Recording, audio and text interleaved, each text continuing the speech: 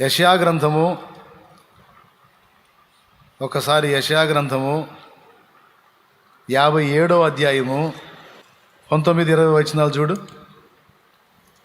వారిలో కృతజ్ఞతా బుద్ధి పుట్టించుచు 57:19. వారిలో కృతజ్ఞతా బుద్ధి పుట్టించుచు దూరస్తులకును సమీపస్తులకును సమాధానమని చెప్పి నేను వారిని నేనే వారిని స్వస్థపరిచెదనని యెహోవా సెలవిచ్చుచున్నాడు. యెహోవా ఏమని చెప్పుచున్నాడు?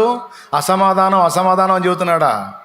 సమాధానం అని చెప్పి నేనే వారిని స్వస్థపరిచెదనని యెహోవా సెలవిచ్చుచున్నాడు. అయిపోలా, ఆ తర్వాత మాట కావాలా? భక్తిహీనులు కదులుచున్న సముద్రము వంటివారు, అది నిమ్మలింప నేరదు, దాని జలములు బురదను మైలును పైకి వేయును. దుష్టులకు నెమ్మది ఉండదని నా దేవుడు సెలవిచ్చుచున్నాడు. ఆ మాటను గురించి ఎప్పుడన్నా మీరు ఆలోచించారా? ఏముంది ఆడ ఆలోచించడానికి? దుష్టులకు నెమ్మది ఉండదు అన్నాడు. భక్తిహీనులు కదులుచున్న సముద్రం వంటి వారు, దుష్టులకు నెమ్మది ఉండదు అన్నాడు. ఇంకా ఆలోచించేది ఏముంది అనుకుంటున్నారా? ఉంది. దుష్టులకు నెమ్మది ఉండదట. అంటే ఇప్పుడు ఇక్కడ కూర్చున్న వాళ్ళలో నెమ్మది లేకుండా కలవరంలో బతుకుతున్నోళ్ళు ఏ లిస్టులోకి వచ్చారో ఆలోచించుకోండి. వామ్మో, ఏకావురే, మరి అదే. దేవునికి స్తోత్రం కలుగును గాక. మళ్ళీ చెబుతా, నేను చెప్పింది అర్థమైందా మీకు? అంత తేలిక అర్థం కాదనుకుంటున్నాను. అర్థం అయితే చేతులు ఎత్తండి. అర్థం అయిందన్నాని.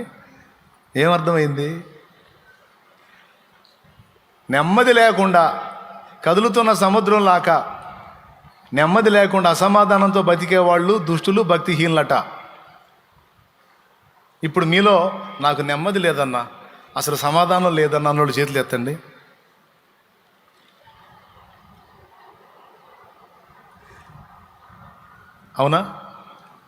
అవునా?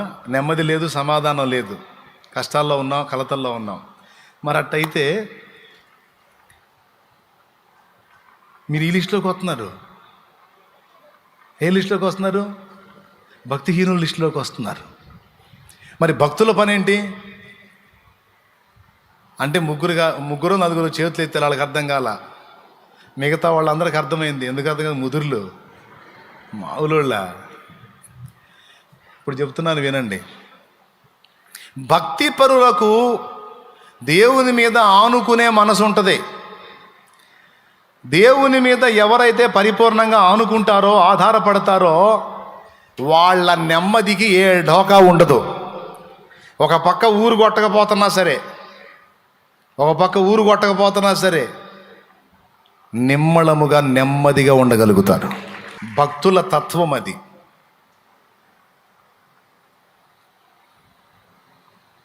శ్రమలు భక్తులకు కూడా ఉంటాయండి. సమస్యలు భక్తులకు కూడా ఉంటాయి. అప్పులు, ఆర్థిక ఇబ్బందులు భక్తులకు కూడా ఉంటాయి. అయినా లెక్క చెయ్యరు.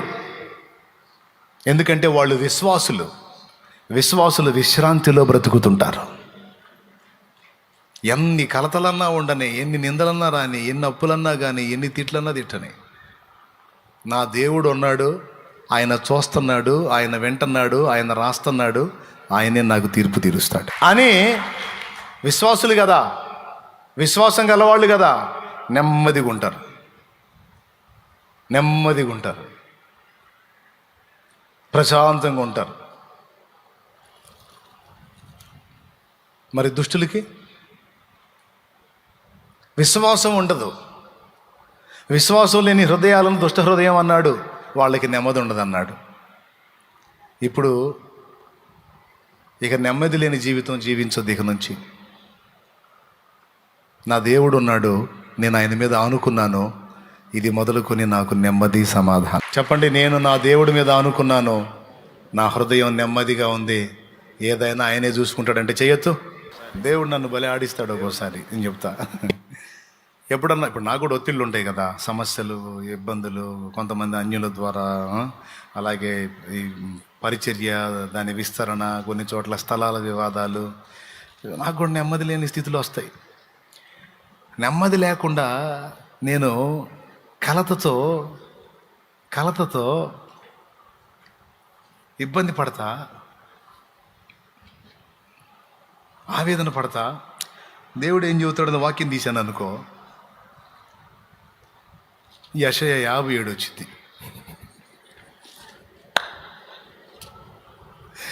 అందులో ఏముంటుంది తెలుసా? దుష్టులకు నెమ్మది ఉండదు అంటాడు.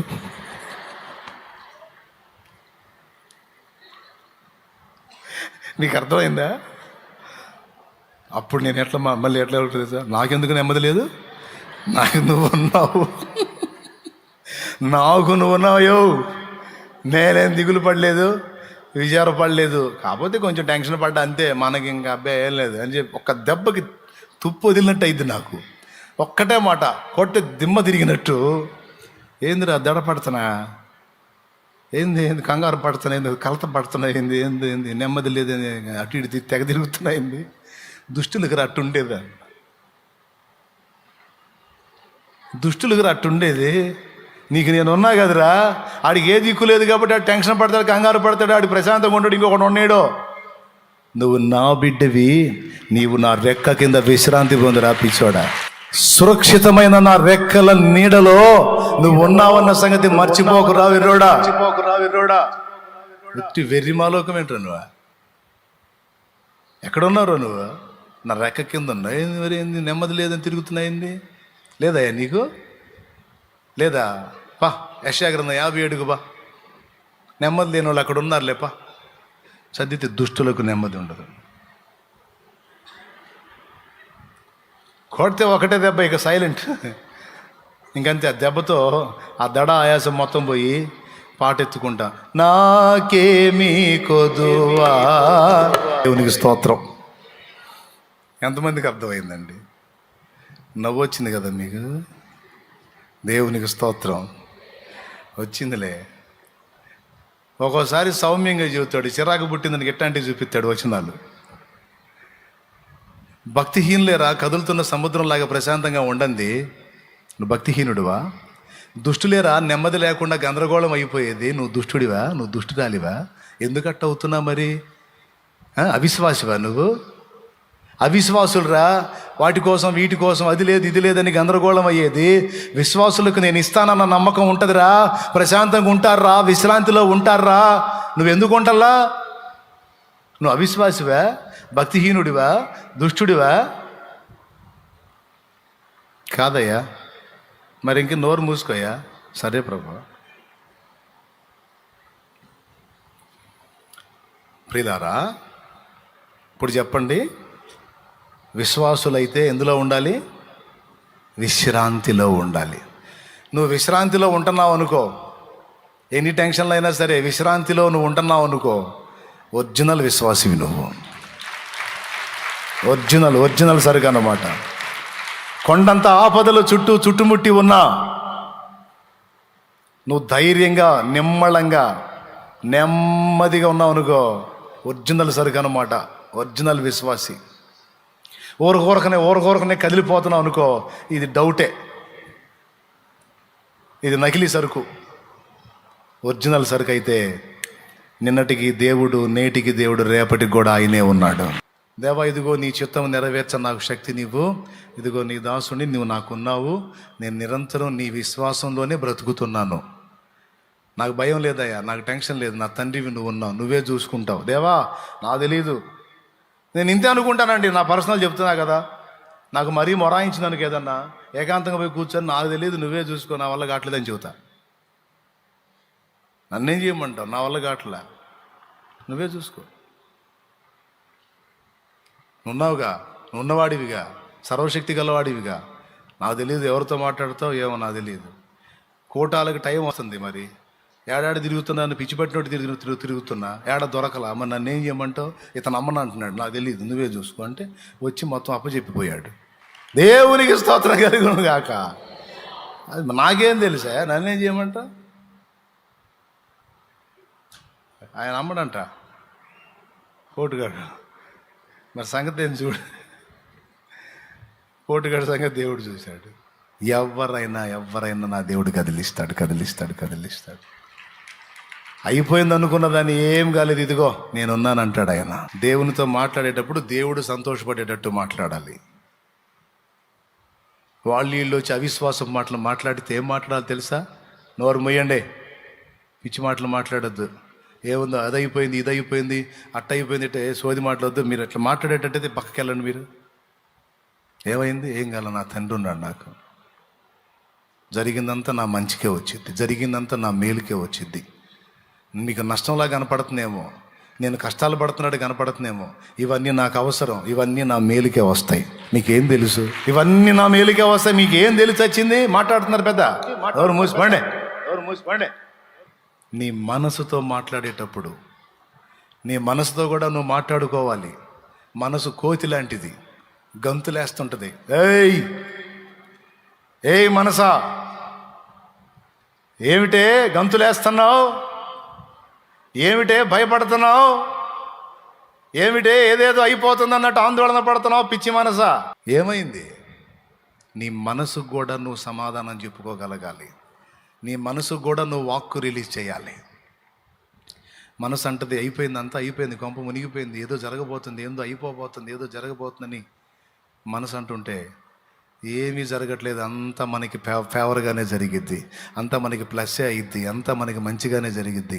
అది ఎన్ని వంకరలు తిరిగినా మనసా, అది మనకి ప్లస్ అయిద్ది. ఎందుకో తెలుసా? దేవుడు మన పక్షమునున్నాడు. దేవుడు మన పక్షమునున్నాడు.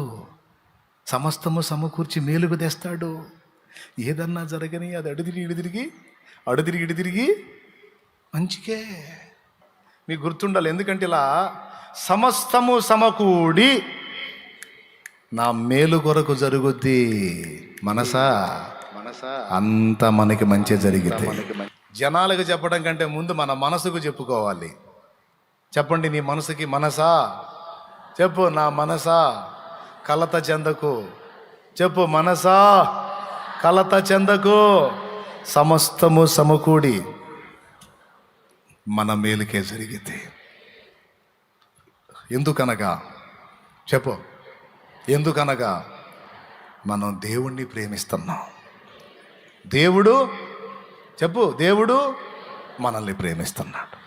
మనం ఆయన్ని ప్రేమిస్తున్నాం, ఆయన మనల్ని ప్రేమిస్తున్నాడు. ఇక్కడ పరస్పర ప్రేమానురాగాలు కొనసాగుతున్నాయి కనుక ఏది జరిగినా మనకు మేలే మారిద్ది. ఇది నీ మనసుకి ఇవ్వాల్సిన సాక్ష్యం. ఇంకొకడు ఉన్నాడు, సిగ్గులేనాడు, సైతాను. వాడితో కూడా వాక్కు రిలీజ్ చేయాలి. వాడికి కూడా వాక్కు రిలీజ్ చేయాలి. వాడికి ఏం వాక్కు రిలీజ్ చేయాలో తెలుసా? మీకా గ్రంథము 7వ అధ్యాయము 8వ వచనం రిలీజ్ చేయాలి వాడికి. అది మీకా గ్రంథము 7వ అధ్యాయము 8వ వచనం, నా శత్రువా నా మీద అతిశయపడకము. 9వ వచనం 8, 9 కూడా చదవాలి. 8 చదువు. నేను క్రింద పడినను తిరిగి సైతాన్, ఇదిగో విను, నా శత్రువా నా మీద అతిశయింపవద్దు. నేను క్రింద పడినను తిరిగి లేతును, నేను అంధకారమందు కూర్చున్నను, యెహోవా నాకు వెలుగుగా నుండును. ఏందిరా నువ్వు నన్ను గెలిచేది? ఎరా లూసి, ఏంది నువ్వు నన్ను గెలిచేది? నీ బొంద. ఆత్మీయ జీవితంలో తొట్టుపడ్డానని నా దగ్గరకు వచ్చి భయపెడుతున్నావా? నా శత్రువా నా మీద అతిశయింపవద్దు, నేను క్రింద పడినను తిరిగి లేతును, నేను అంధకారమందు కూర్చున్నను, యెహోవా నాకు వెలుగుగా నుండును. 9వ వచనం చూడను ఏముందో. నేను యెహోవా దృష్టికి పాపము చేసి తిని గనుక ఆయన నా పక్షమున వాద్యమాడి నా పక్షమున న్యాయము తీర్చు వరకు నేను ఆయన కోపాగ్నిని సహింతును. ఆయన నన్ను వెలుగులోనికి రప్పించును, ఆయన నీతిని నేను చూచెదను. అదండి ఉండాల్సిన డైలాగు. ఎప్పుడన్నా దెబ్బతిన్నప్పుడు కూడా మనం ఏమన్నా తెలుసా? సైతాన్ గాడి అనుకుంటూ వస్తాడు. వాడు సిగ్గుండదుగా, ఎకిలి నవ్వులు నవ్వుకుంటూ వస్తాడు నీ దగ్గరికి అనుకుంటా. అప్పుడు చెప్పరా, శత్రువా నా మీద అతిశయపడవద్దు, నేను క్రింద పడినను తిరిగి లేతును. ఎందుకు? నా దేవుడే నన్ను నిలబెడతాడురా. నా దేవుడే కృంగిన వేళలో నన్ను లేవనెత్తిన చిరునామా ఆయనే. అది అది నేను కింద పడితే అంత వదిలేస్తాడు అనుకునేది నన్ను. మళ్ళా చెయ్యిస్తాడు, లెగుస్తాను. నేను కింద పడ్డాను, ఆయన నన్ను తన్నాడు, ఆయన కోపాగ్ని నా మీదకి వచ్చింది, భరిస్తా. ఇది నాకు ఆయనకి నాకు సంబంధించిన విషయం. నువ్వెవడివిరా నా ముందుకు వచ్చి అంటున్నావు? ఆయన మా నాన్న, నేను ఆయన కొడుకుని. ఆయన మా నాన్న, నేను ఆయన కూతుర్ని. మా తండ్రి కూతుళ్ళ వ్యవహారం మా తండ్రి కొడుకులు ఎవరు, నీకెందుకురా లూసి? నా శత్రువా, నా మీద అతిశయింపవద్దు. నేను కింద ఉండేవాడిని కాదు రో, నన్ను నా తండ్రి లేపుతాడు. లేవనెత్తువాడు నా దేవుడు. ఏం చేస్తాడు? శృతి ఉన్న పాటలకు విలువలు ఉన్నట్లే కృతజ్ఞతనిచ్చావు, కృపలో నిలిపావు. నా దగ్గరికి వచ్చి అనాల్సిన అవసరం లేదురా. నువ్వు నా దగ్గరికి వచ్చి నువ్వు ఎగతాళి చేయాల్సిన అవసరం. నీ బతుకు చూసుకో, నీకు మూడింది చూసుకో. అగ్నిగుండం నీకుందిరో, బ్యాండ్ మేళం నీకుంది, ఇంక అయిపోయింది. నీ టైం దగ్గరికి వచ్చింది, వస్తున్నాడు. నా దగ్గరికి వచ్చి నన్ను ఎగతాళి చేస్తున్నా. వాడు వస్తాడు, నీ మనసులోకి వస్తాడు, నీ మనసుని కదిలిస్తుంటాడు, వాడు సిగ్నల్స్ పంపిస్తుంటాడు. అయిపోయిందిగా నీ పని, చేసావుగా, తేడా పడ్డావుగా, జారి పడ్డావుగా, నడువులు ఇరిగినాయిగా, అయ్యిందిగా నీకు. ఇంకెట్ట ఒప్పుకుంటాడులే దేవుడు. పెద్ద అసహ్యుడివి నువ్వు, అసహ్యురాలి నువ్వు నీ బతుకు, నీ కథ నీ మనసులోకి పంపిస్తుంటాడు వాడు సిగ్నల్స్. అప్పుడు వేయాలా కేకరేయ్, నువ్వెవడివిరా? అడుగులు జారి పడ్డా, నా తండ్రిని వేడుకుంటా. నేను తేడా పడ్డందుకు నన్ను తంతాడు, సహిస్తా, కోపాగ్ని తట్టుకుంటా. అయితే కోపించుచునే వాత్సల్యం చూపేవాడు రా మా నాన్న. కోపించుచునే వాత్సల్యము నాపై. అదిరా మా నాన్న అంటే. మా నాన్నకి హక్కు ఉందిరా, నన్ను తన్నే హక్కు ఉంది, నన్ను చంకనెత్తుకునే హక్కు ఉంది, నన్ను భుజాన్ని వేసుకునే హక్కు ఉంది. మా నాన్న నన్ను గద్దించే హక్కు ఉంది. నేను అడుగులు జారితే నన్ను ఒక తన్ను దాన్ని సరిచేసే హక్కు ఉందిరా. శత్రువా, నా మీద అతిశయపడుకొని వాడికి సంధియకూడదు. సైతాన్తో కూడా మాట్లాడాలి మనం. వాడికి రిలీజ్ చేయాల్సిన వాక్ ఇదే, నా మీద అతిశయపడద్దు, నేను ఆయన కొడుకుని, నేను ఆయన కూతుర్ని. నీకేం సంబంధం? నువ్వెవడు అసలు? నీ బతుకు చూసుకున్నావు. కలవరి సిలువలో ఓడిపోయావు నువ్వు, మరెన్నడూ బాగు చేయకుండా నాశనం అయిపోయావు నువ్వు. రేపు నిత్యం వండి అగ్ని, గాఢాంధకారపు అగ్ని నీ కోసం కాచుకుని ఉంది. గాఢాంధకారంలో అగ్ని నీ కోసం కాచుకుని ఉంది. నువ్వేమో అగ్నిగుండం పాలవుతావు. నేను తిరిగి లేచి నా తండ్రితో కూడా నేను ఏలతాను. నేను నా తండ్రితో పాటు, నా ప్రభుతో పాటు పరిపాలిస్తాను. నువ్వేమో అగ్నిలో యాతన పడతావు. అది నీ ఫ్యూచర్, అది నా ఫ్యూచర్. ఇది క్యావరే జావ్, బద్మాష్ జావ్. అది ఎంతమందికి అర్థమైంది? సైతానికి అదే సమాధానం చెప్పాలా, సైతాను సంబంధులకు కూడా అదే సమాధానం చెప్పాలి. అర్థమైందా? అర్థమైతే ఇంకెందుకు మరి? హడావుడి పడి నెమ్మది లేకుండా గందరగోళం అవుతున్నావంటే ఏ క్యాడర్లోకి వచ్చావు? దుష్టుల క్యాడర్లోకి వచ్చావు. జాగ్రత్త. ఎట్లున్నావు అని నేను అడిగిన, దేవుడు అడిగింది ఏమని చెప్తావు? నెమ్మదిగా.